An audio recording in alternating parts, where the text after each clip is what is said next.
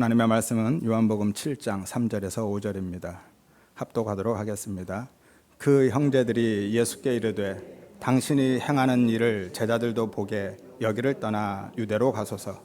스스로 나타나기를 구하면서 묻혀서 일하는 사람이 없나니 이 일을 행하려 하거든 자신을 세상에 나타내소서 하니 이는 그 형제들까지도 예수를 믿지 아니함이러라. 아멘. 여러분 안녕하세요. 반갑습니다. 7장부터 10장 21절까지는요 초막절이 배경이라 말씀드렸죠. 예수님이 초막절에 예루살렘 성전에 올라가셔서 말씀을 선포하시는데 당신이 곧 초막절의 실체이시다 라고 선언하신 겁니다. 초막절은 광야 40년의 장막 생활을 기념하는 절기이죠. 정확히는 하나님이 그들 안에 장막을 치고 그들과 함께 거주하셨음을 기념하는 겁니다. 하나님의 임재와 인도하심과 보호하심의 은혜를 기억하는 것이죠. 그리고 그것은 장차 오실 메시아에 대한 그림자였습니다. 그리스도가 어떻게 우리와 동거하실 것인지를 보여주시는 거였어요. 그래서 예수님이 우리 안에 장막을 치고 들어오셨다 말씀드렸죠. 그래서 우리와 함께 거하신 겁니다.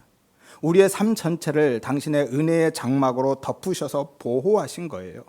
그게 요한복음 1장 14절 말씀의 의미였었죠. 말씀이 육신이 되어 우리 안에 거하셨다. 하지만 당시 유대인들은요 초막절의 실체이신 그리스도는 보지 못하고 성경에도 없는 형식적인 종교 의식만 열심히 행하고 있었죠. 그 대표적인 게 뭐였어요? 물 붓기와 등불 밝히기였죠. 그들은 초막절 내내 실로암의 물을 퍼다 부으면서 하나님의 영광이 돌아와서 찬란했던 다윗 왕국을 회복시켜 주시기를 염원했고요. 거대한 등불을 밝히면서 광야의 불기둥 같은 하나님의 임재와 인도하심과 보호하심을 소원했던 거예요. 그러니까 그들은 결국 참된 하나님의 영광의 회복이 아니라 자신들을 로마의 압제로부터 해방시켜줄 세상의 힘을 염원했던 것이고요. 생명의 떡 그리스도가 아니라 육신의 떡 썩는 양식에 대한 기대와 소원을 했던 겁니다. 하나님의 메시아 언약을 세속적인 방식으로 이해했고 세상의 힘과 썩는 양식만 구하면서 살았던 거죠. 그래서 예수님이 그 현장에서 내가 광야의 반석이고 불기둥이야. 내가 그 물이고 그 빛이야 라고 말씀하신 겁니다. 여러분 한 주간 어떻게 사셨습니까? 주님과 함께 동거하고 동행하면서 그 생명의 은혜를 누리는 초막절의 삶을 사셨는지요? 아니면 혹시 여전히 육신의 떡만 구하면서 오늘 유대인들처럼 살지는 않으셨는지 진지하게 돌아보시며 오늘 말씀 나누기로 하겠습니다. 1절 보겠습니다. 그 후에 예수께서 갈릴리에서 다니셨다라고 하죠. 여기서 그 후에라는 것은 그 일들 후에라는 거예요. 어떤 일들이죠? 6장에서 있었던 일들이죠. 그 표적들입니다. 그리고 다니다라는 것은 걷다, 행하다, 활동하다라는 거예요. 그냥 마실 다니시는 게 아니라 예수님이 사역을 하셨다라는 거예요. 따라서 예수님은 6장에서의 갈릴리 사역 이후에도 유대로 가지 않으시고 계속해서 갈릴리를 중심으로 많은 사역을 하셨다라는 거죠. 이스라엘은요 크게 세 지역으로 나눌 수 있습니다. 백문이 불여일견이라고 이미지 한번 보여주시죠. 보이시죠? 맨 아래쪽 남쪽에 유다 지역입니다. 그리고 맨 위쪽 북쪽이 갈릴리 지역이에요. 그리고 그 가운데가 사마리아 지역이죠. 이렇게 세 지역으로 나누어져 있고요. 예수님은 지금 저 맨 위쪽 갈릴리 지역에 계신 겁니다. 유월절은요 유대력으로 1월 14일이죠. 그리고 초막절은 7월 15일부터 시작합니다. 따라서 6장과 7장은 약 6개월 정도 갭이 발생하죠.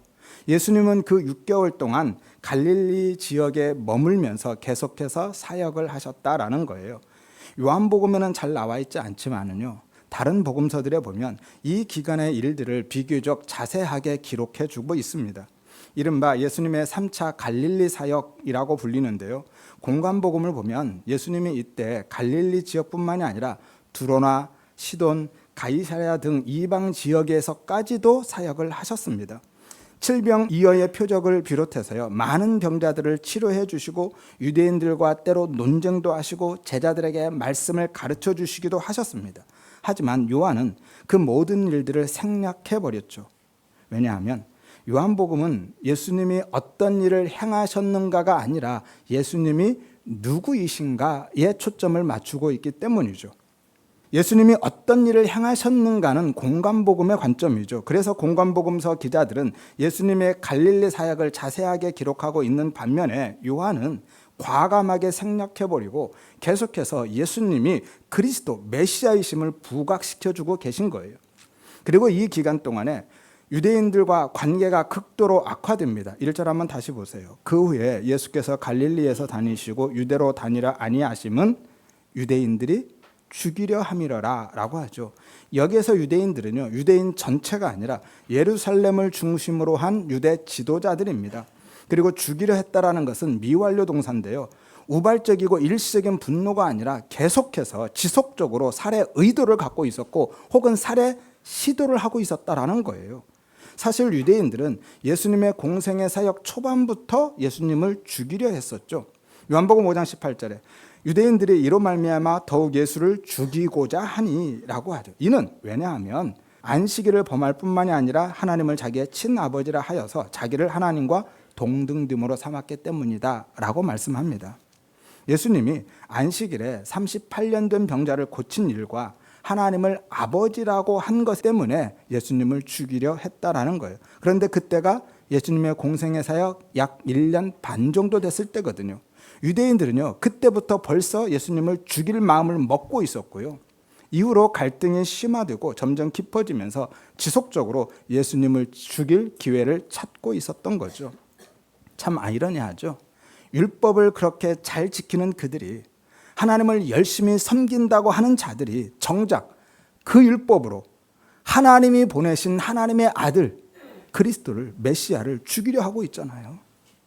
따라서 그들은요, 하나님을 믿는다고 하지만 사실은 성경에서 말씀하는 하나님이 아니라 광야의 이스라엘 백성들처럼 자기들이 만들어낸 하나님, 금송아지 하나님을 섬겼던 겁니다. 그리고 성경에서 계시하고 있는 메시아를 기대하고 소원한 것이 아니라 자신들을 로마의 압제로부터 해방시켜줄 정치적인 메시아만 기대했던 거예요. 따라서 그것은 참된 믿음이 아니라 자신들의 종교 체제이고 자기 의를 지키고 있었던 것뿐입니다. 로마서 10장 2절에서 3절에 그들은, 유대인들이죠, 하나님께 열심히 있는데 자기 의를 세우려고 하나님의 의에 복종하지 않았다라고 하죠. 이것이 타락한 죄의 본성입니다. 아담 안에 있는 인간은요, 하나님의 은혜가 없으면 참 빛을, 진리를, 생명을 알아보지 못할 뿐만이 아니라 그 빛이 비치면 자신이 어둠으로 드러나는 것이 두려워서 빛을 피해서 숨든지, 아니면 내 것을 지키기 위해서, 내 의를 지키기 위해서 오히려 달려들어서 그 빛을 밟아서 꺼버리려 한다라는 거예요. 요한복음 3장 19절에서 20절에 빛이 세상에 왔을 때 사람들이 자기 행위가 악함으로 빛보다 어둠을 더 사랑했다. 악을 행하는 자마다 빛으로 오지 아니하나니 빛을 미워한다. 빛으로 오지 아니하나니 이는 그 행위가 드러날까 합니다 라고 하죠. 그래서 유대인들이 결국 예수를 죽인 겁니다. 자기 의를 지키기 위해서, 자신들이 어둠으로 불의한 자로 드러나는 게 싫어서 예수라는 빛만 밟아 꺼버리면 자신들은 이전처럼 아무 문제 없이 의로운 자로 칭송받으면서 살 수 있거든요. 아무튼 그래서 예수님이 유대로 가지 않으시고 갈릴리를 중심으로 계속 사역을 하고 계셨던 거예요. 예수님을 죽이려는 자들의 거점이 바로 예루살렘에 있는 유대 지역이기 때문이죠. 그렇다고 해서 예수님이 죽음이 두려워서 피하신 것이 아니라 아직 당신의 때가 되지 않았기 때문에 피하신 겁니다. 8절을 보세요. 너희는 명절에 올라가라. 내 때가 아직 차지 못하였으니 나는 이 명절에 올라가지 않겠다라고 하시죠. 예수님은요, 모든 말과 행동을 당신의 기분이나 감정이나 상황에 따라서 하시지 않으시고 오직 하나님의 때를 따라서 하나님의 뜻대로 십자가의 사역을 위해서만 하셨습니다. 따라서 그리스도의 십자가 사역은요, 인간에 의해서 우발적으로 발생한 것이 아니라 철저하게 하나님의 예정과 섭리 속에서 진행되어지고 이루어진 사건인 거예요. 사도행전 2장 23절에 그가 하나님께서 정하신 뜻과 미리 아신 대로 계획된 대로라는 거예요. 내어준 바 되었다라고 하죠. 성도의 삶에 있어서도 마찬가지입니다. 중요한 것은요, 내가 무엇을 할 수 있느냐 없느냐가 아닙니다. 그것이 하나님의 뜻이냐 아니냐이고요, 하나님의 때와 방법에 맞느냐 아니냐가 중요한 거죠. 따라서 우리 성도님들은요, 모든 상황 속에서 하나님의 뜻을 분별하면서 하나님의 때와 하나님의 방법으로 살아갈 수 있는 은혜를 구하시기를 바랍니다. 그리고 무엇보다도 그 모든 일의 지향점이 내가 아니라 주님처럼 하나님의 뜻, 십자가를 향할 수 있는 은혜를 구하시기를 바랍니다. 하여서 오늘 유대인들처럼 내 것 지키기 위해서 예수님의 대적자로 살지 않고 자기 부인의 십자가를 지는 참된 제자의 삶을 살아가시기를 바랍니다.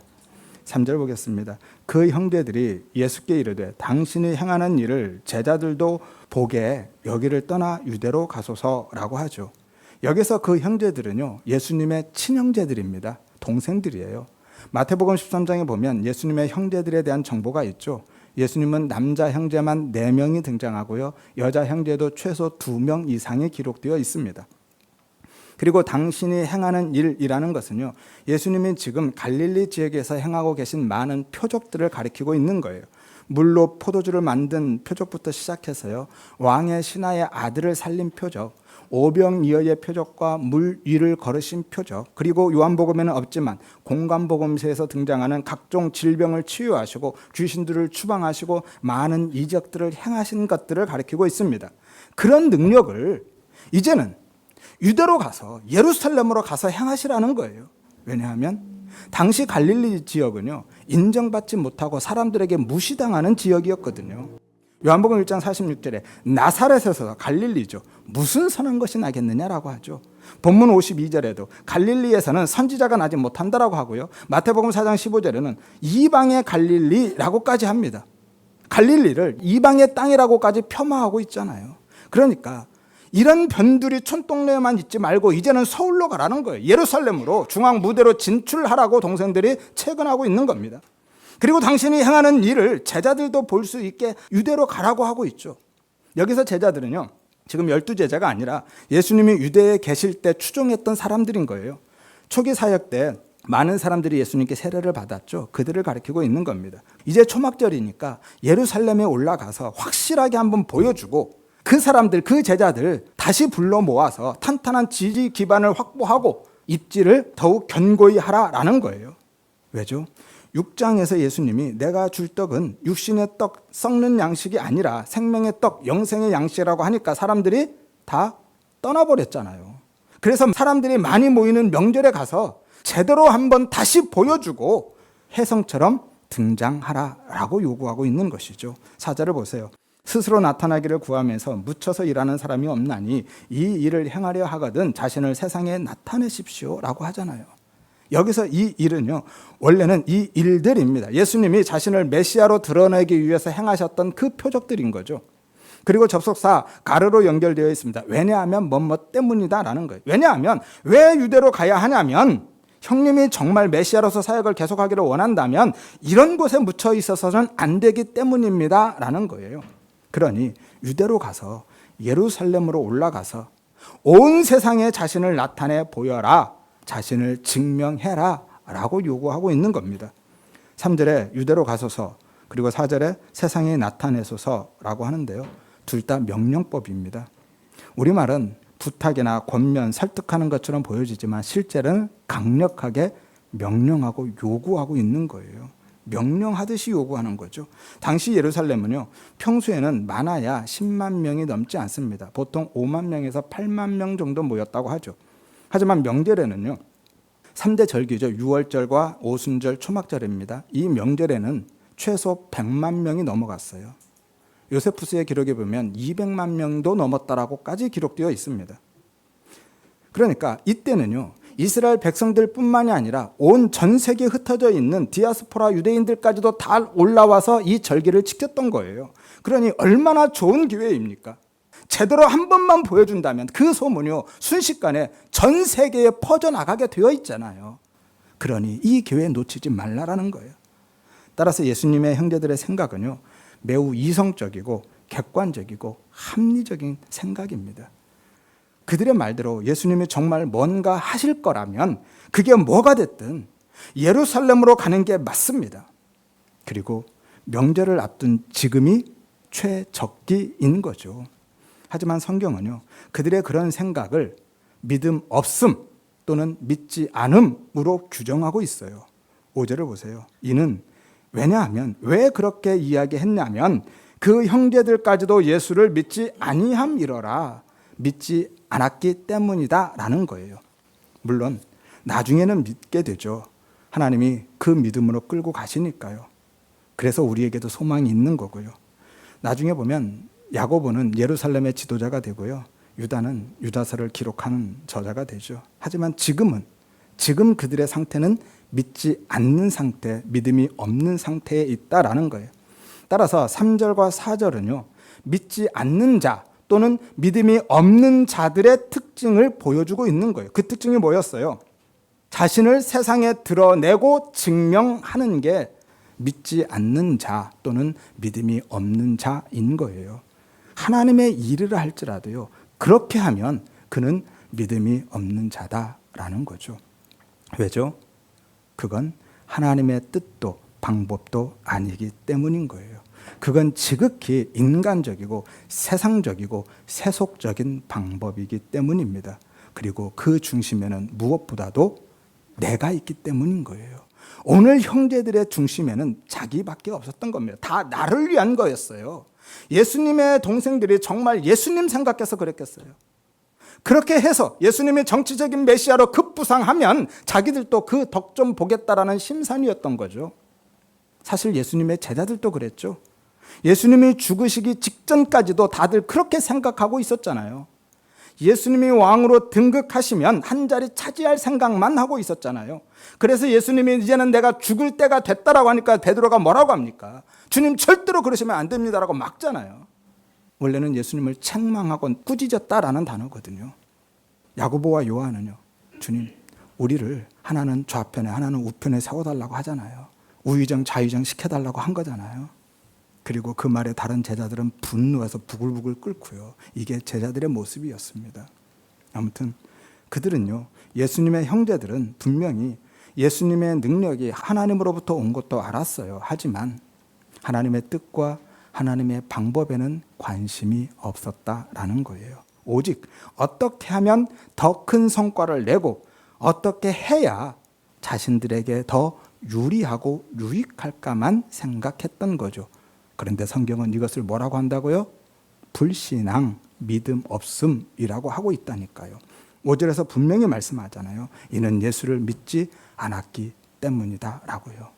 따라서 오롯이 나의 필요와 유익을 위해서 하나님을 찾고 예수의 이름을 부르는 것이라면 그건 진짜 믿음이 아니다 라는 거예요. 그냥 종교심입니다. 많이 봐줘서 100번 양보해서 뭐라고 했어요? 어린아이 신앙, 미성숙한 거죠. 성경이 말하는 불신앙은요, 우리가 생각하는 불신앙과 다릅니다. 우리의 사전적인 의미의 불신앙은 하나님을 부정하거나 예수를 믿지 않는 것을 불신앙이라고 생각하죠. 하지만 성경에서 말하는 불신앙은요, 그게 아니라 하나님을 인정하고 예수의 이름을 부른다 할지라도 그 하나님과 예수님을 성경에서 말씀하는 하나님과 예수님으로 믿지 않으면 불신앙인 겁니다. 이해되시죠? 유대인들이 그랬거든요. 그들은요, 분명히 하나님을 믿었잖아요. 하나님을 열심히 섬겼잖아요.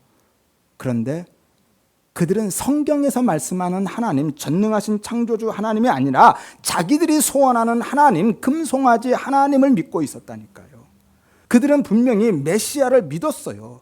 메시아를 오매불망 기다리고 살았잖아요. 하지만 성경이 계시하는 메시아, 십자가의 예수, 그리스도 예수가 아니라 자기들이 기대하는 메시아, 세상의 왕으로 오실 정치적인 메시아를 기대하고 믿었잖아요. 그래서 그것은 진짜 믿음 아니다 라고 하는 겁니다. 이것이 불신앙의 본질입니다. 왜냐하면 삶의 방향이 오롯이 나를 향해 있잖아요. 삶의 방향이 나를 향해 있는 것이 불신앙인 거예요. 자기 중심적이고 자아 본위적인 삶이 곧 불신앙입니다. 믿음의 삶은 뭐라고 했어요? 방향성과 지향성과 경향성이다 라고 말씀드렸죠. 참된 믿음이 있으면요, 삶의 중심이 옮겨가는 거예요. 삶의 방향이 바뀌는 겁니다. 이게 믿음인 거예요. 온전할 수는 없지만 삶의 중심이 이동해 가고요, 삶의 방향이 바뀌어 가는 겁니다. 사람마다 정도의 차이는 있을 수는 있지만 분명히 방향은 바뀌게 되어 있는 거예요. 그런데 삶의 중심이 여전히 내가 견고하게 서 있고 삶의 방향이 나만 바라보고 있다라면 그건 예수 믿는 게 아니다라는 거예요. 로마서 14장 7절에서 8절에 우리 중에 누구든지 자기를 위해 사는 자 없고 자기를 위해 죽는 자도 없다. 우리가 살아도 주를 위해 살고 죽어도 주를 위해 죽나니 그러므로 우리가 사나 죽으나 주의 것이다 라고 하죠. 이게 참된 믿음의 삶인 겁니다.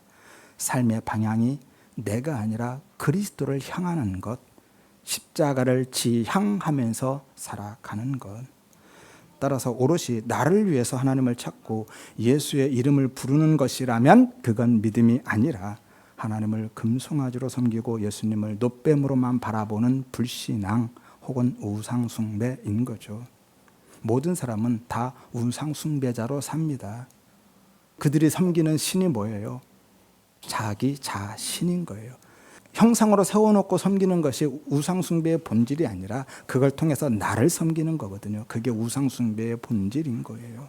그래서 2장에서 예수님이 표적을 보고 믿는다고 따라다녔던 사람들을 뭐라고 하셨습니까? 믿지 않는 자다라고 규정하시고 선언해 버리시잖아요.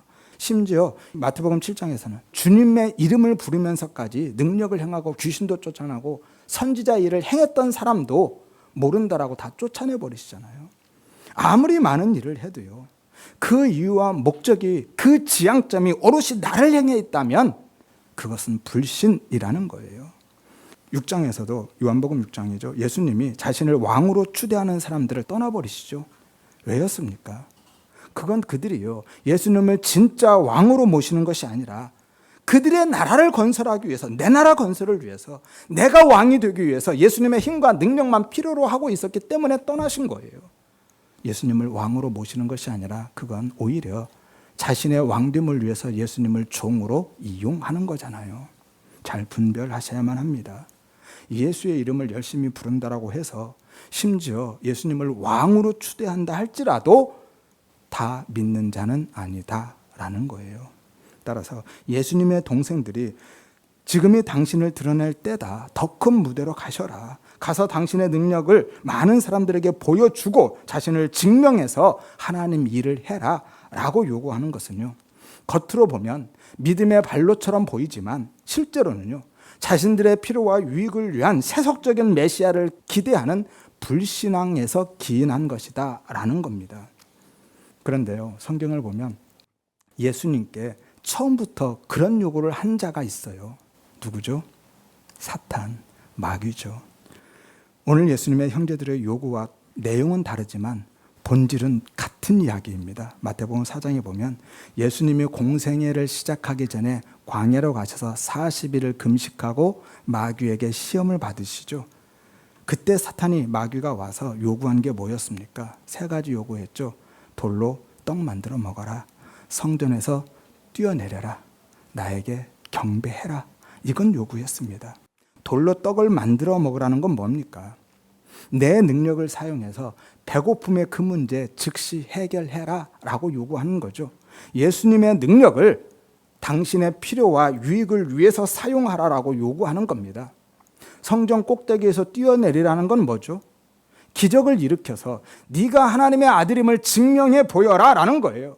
눈에 보이는 어떤 것으로, 이적과 기적을 통해서 세상의 힘으로 네가 메시아됨을 증명해라 라고 요구하고 있는 겁니다.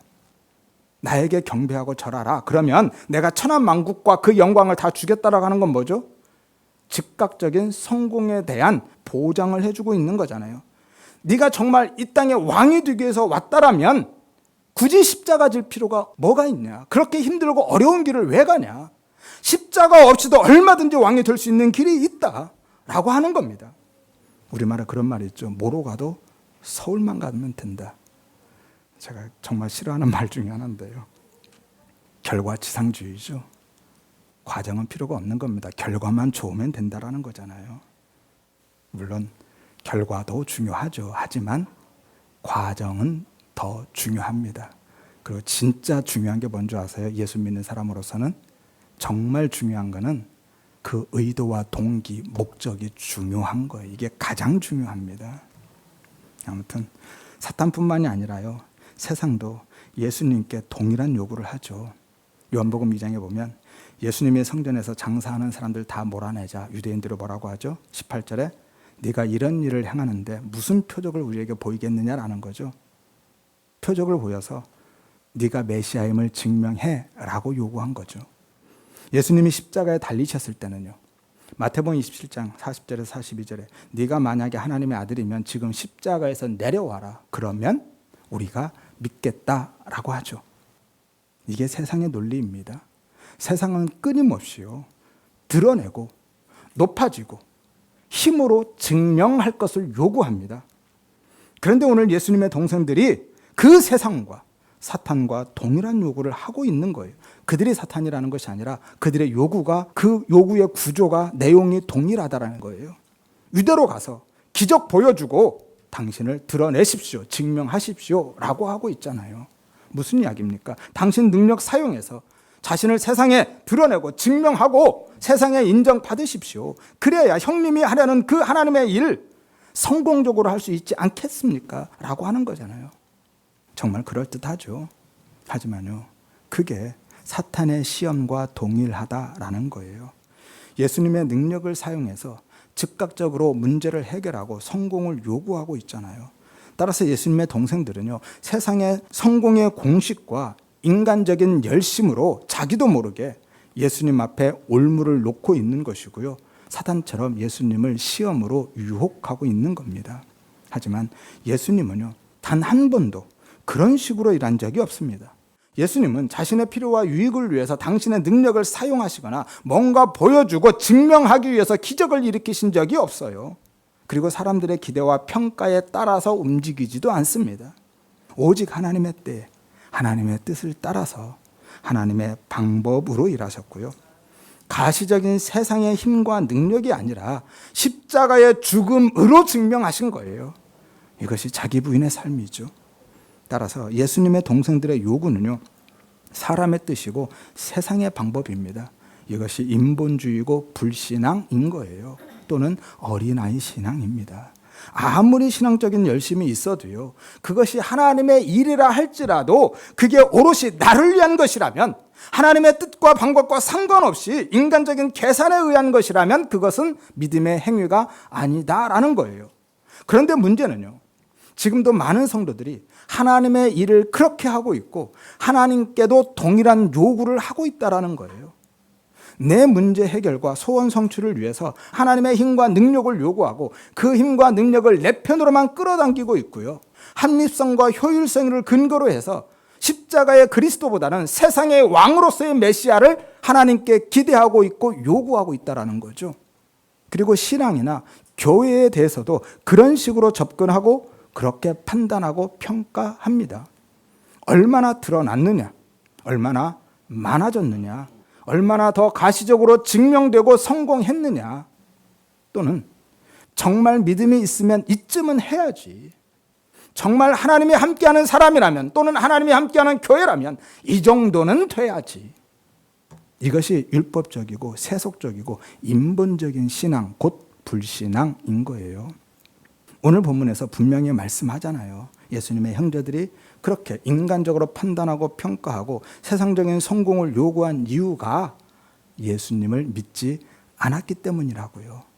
이것이 불신앙의 가장 큰 특징인 거죠. 모든 것을 보이는 것으로 판단하고 평가하고 규정하는 겁니다. 그래서 늘 보여주고 싶어 하고 증명하고 인정받고 싶어 하는 거예요. 그리고 즉각적이고 가시적인 결과를 기대하고 요구합니다. 뿐만이 아니라 그것을 자신의 유익으로 챙겨가죠. 심지어는 하나님의 일을 통해서도, 심지어는 예배를 통해서까지도요, 이것이 불신앙인 겁니다. 참된 믿음은요, 내 필요와 유익을 위해서 어떻게든 하나님의 힘과 능력을 내 편으로 끌어당기는 것이 아니라 오직 하나님의 뜻과 방법을 따라서 묵묵히 십자가의 길을 가는 것이 참된 신앙, 믿음인 거예요. 갈라디아서 2장 20절에 내가 그리스도와 함께 십자가에 못 박혔나니 그런즉 이제는 내가 사는 것 아니다. 오직 내 안에 그리스도께서 사시는 것이다 라고 말씀하죠. 이것이 자기 부인의 삶이고 참된 믿음인 거예요. 하지만 참된 믿음의 은혜가 없는 사람은요, 절대로 그 자기 부인의 삶을 인정할 수도 수용할 수도 없습니다. 왜죠? 그것만큼 미련하고 어리석고 한심하고 바보 같은 일이 없기 때문인 거예요. 6장에서 다 떠났잖아요. 그래서 고린도전서 1장 18절에 보면 십자가의 도가 멸망하는 자들에게는 미련한 것이다 라고 말씀하는 겁니다. 참된 믿음의 은혜가 없으면요, 세상의 힘의 논리를 부정하고 십자가의 원리를 따라서 살아갈 수가 없는 거예요. 그것만큼 미련하게 보이는 게 없거든요. 따라서 내가 지금 십자가의 원리를 인정하고 자기 부인의 삶을 지향하면서 살고 있는지 아니면 세상의 가치와 힘의 논리를 추구하면서 살고 있는지를 보면 내가 정말 예수를 믿고 있는지 아닌지, 내가 성경에서 계시하는 그리스도 예수를 믿는지 아니면 내가 기대하고 소원하는 노뱀 예수를 찾고 있는지를 알 수 있다라는 거예요. 여러분, 우리의 신앙은요, 하나님의 힘과 능력을 빌려와서 내가 고집 꼭대기에 서는 것이 아닙니다. 성도는 그렇게 세상의 힘을 축적해서 강한 자가 되어서 하나님의 일에 쓰임받는 삶을 사는 게 아닌 거예요. 그건 세상의 힘의 논리죠. 기독교가 그럴 때가 있었습니다. 그런데 그때마다 어떻게 되었습니까?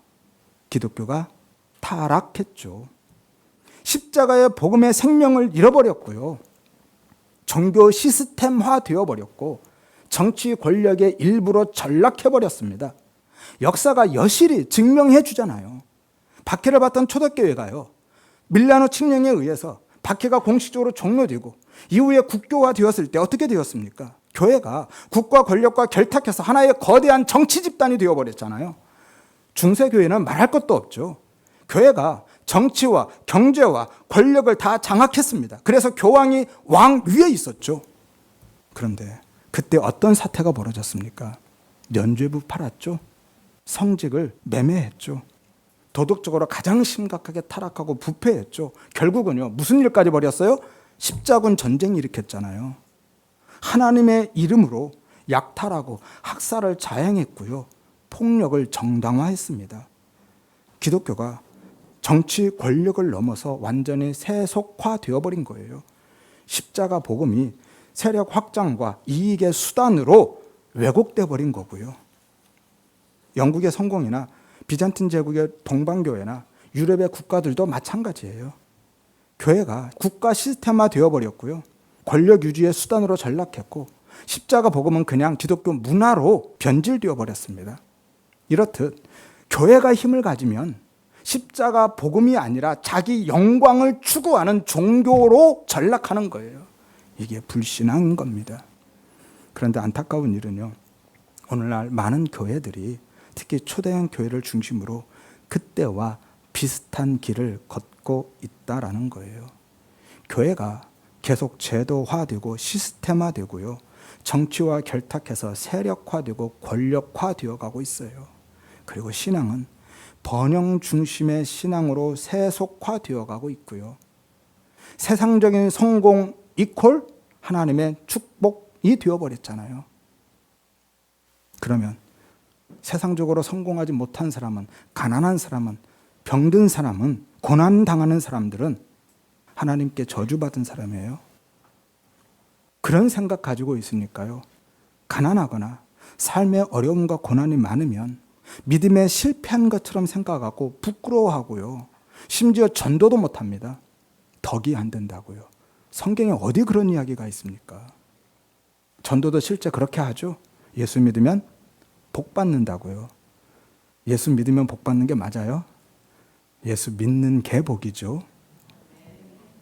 예수 믿으면 병도 낫고 하는 일도 잘 되고 자녀들도 다 성공한다. 이게 그들이 생각하는 복이잖아요. 그렇게 전도합니다. 그런데 하나님이 언제 그런 약속을 하셨냐고요. 예수님이 약속하신 게 뭐예요? 예수 믿으면 그런 복 받는다는 거예요? 아니죠. 오히려 성도는 미움과 핍박을 받을 것이다.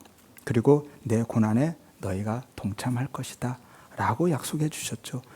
이것이 모든 믿는 자들에게 공히 주어진 약속인 거예요.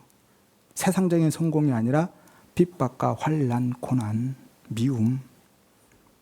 그리고 또 하나님이 언제 그런 것들을 가지고 일하셨습니까? 복음이 언제 그런 것들을 통해서 전해졌죠? 그런 삶과 환경 가운데 처한 사람은 덕이 안 된다고 전도도 못 하는데 언제 복음이 그런 것들을 통해서 전해졌냐고요. 하나님은 오히려 우리의 약함과 미련함과 없음을 통해서 일하셨고요. 복음은 순교자들의 피를 타고 전해진 거예요. 고린도전서 1장 27절에서 29절에 하나님은 미련한 자들을 택하셔서 지혜 있는 자들을 부끄럽게 하고 약한 자들을 택해서 강한 자를 부끄럽게 하고 천하고 멸시받고 없는 자들을 통해서 있는 자들을 패하신다라고 말씀하잖아요. 그래서 바울은 자신의 약함을 오히려 크게 기뻐하고 자랑했죠. 바울은 하나님이 자신의 약함을 통해서 일하신다라는 것을 알았거든요. 그래서 기뻐하고 자랑할 수 있었던 겁니다. 하나님이 바울에게 분명히 말씀하셨죠. 나의 능력이 너의 약한 데서 온전해진다고요. 이게 기독교입니다.